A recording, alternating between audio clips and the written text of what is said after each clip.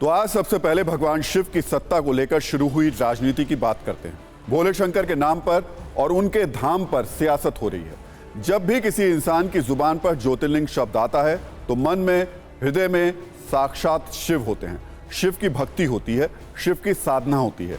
भगवान भोलेनाथ के अलग अलग अवतार होते हैं। दुनिया जानती है देश में कुल 12 ज्योतिर्लिंग हैं, जिनका अलग अलग सांस्कृतिक और पौराणिक महत्व है। इसकी पूरी जानकारी हम आपको देंगे, लेकिन पहले जिक्र उस ज्योतिर्लिंग का जिसे लेकर देश के दो राज्य आमने सामने हैं। महाराष्ट्र और असम की सरकार के बीच तनाव की तलवारें खिंच गई हैं और वो है छठा ज्योतिर्लिंग भीमाशंकर। भीमाशंकर ज्योतिर्लिंग पर दो राज्यों के बीच सांस्कृतिक बहस छिड़ गई है। इस विवाद की सबसे बड़ी वजह है असम सरकार का विज्ञापन। पहले विज्ञापन में छपे विवाद को डिकोड करने की कोशिश करते हैं, इसके बाद पूरी कहानी आपको बताएंगे। विज्ञापन के शीर्षक पर लिखा है, भारतवर्ष के छठे ज्योतिर्लिंग स्थल कामरूप के डाकनी पहाड़ में आपका स्वागत है। विज्ञापन में नीचे अलग अलग ज्योतिर्लिंग का जिक्र है और इस सूची में डाकनी में भीमाशंकर को बोल्ड करके दिखाया गया है। इसके अलावा विज्ञापन में भीमाशंकर यानी छठे ज्योतिर्लिंग की कथा भी है। विज्ञापन में नीचे असम के मुख्यमंत्री हिमंत बिस्व शर्मा की तस्वीर छपी हुई है, जिसमें लिखा है, प्राकृतिक सुंदरता के बीच भीमाशंकर ज्योतिर्लिंग के पवित्र स्थान में आइए, हम महाशिवरात्रि की आध्यात्मिकता में लीन हो जाएं। तारीख लिखी है 18 फरवरी 2023, यानी आज से 3 दिन बाद शनिवार को। अब सवाल यह है कि आखिर इस विज्ञापन पर बवाल क्यों हो रहा है। आपको बता दें, फिलहाल भगवान शिव का छठा ज्योतिर्लिंग महाराष्ट्र के पुणे के पास स्थित है। इसे भीमाशंकर ज्योतिर्लिंग के नाम से भी जाना जाता है। अब महाराष्ट्र के नेता असम सरकार के विज्ञापन का विरोध कर रहे हैं।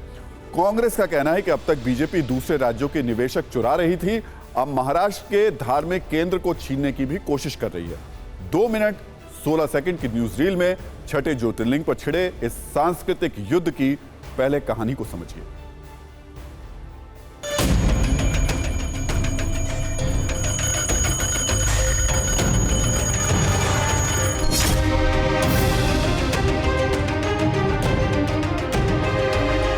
भारतीय जनता पार्टी के सरकारों के कार्यकाल में महाराष्ट्र से बहुत सारे उद्योग छीने गए हैं। महाराष्ट्र का महत्व कम करने की लगातार कोशिश की जा रही है।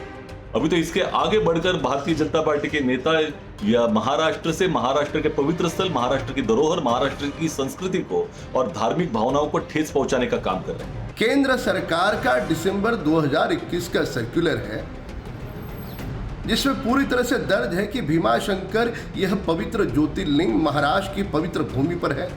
अधूरे अध्ययन के आधार पर वे जरूर ओछी राजनीति करें, पर कम से कम जो पवित्र भगवान की स्थली है उसे तो राजनीति का वे हिस्सा न बनाए।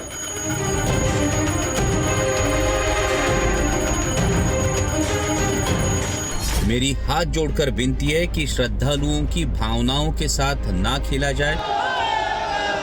महाराष्ट्र के मुख्यमंत्री और माननीय उप मुख्यमंत्री जी से मेरा अनुरोध है कि इस बारे में महाराष्ट्र सरकार की तरफ से एक स्पष्टता दी जाए।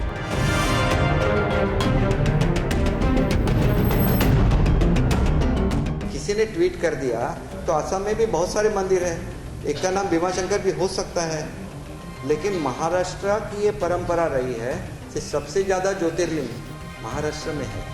कुछ भी बोलेंगे, हर चीज़ को लाके हम पे चिपका देंगे, ये कहाँ का न्याय है। डांकिनी भीमाशंकर ऐसा उल्लेख है और शिवलीलामृत और शिवपुराण में सुबह सब उनका उल्लेख है, इसलिए भीमाशंकर ये 12 ज्योतिर्लिंग के अभी एक स्थान है। वो धार्मिक मामलों में निर्णायक रूप से कोई बात कह दे रहे हैं। धर्म के क्षेत्र के धर्माचार्यों का विषय है, धर्म के क्षेत्र के लोगों को इसका निर्णय करना है। तो ऐसी परिस्थिति में अगर कोई प्रमाण उनके पास है तो उसको उपस्थित करें।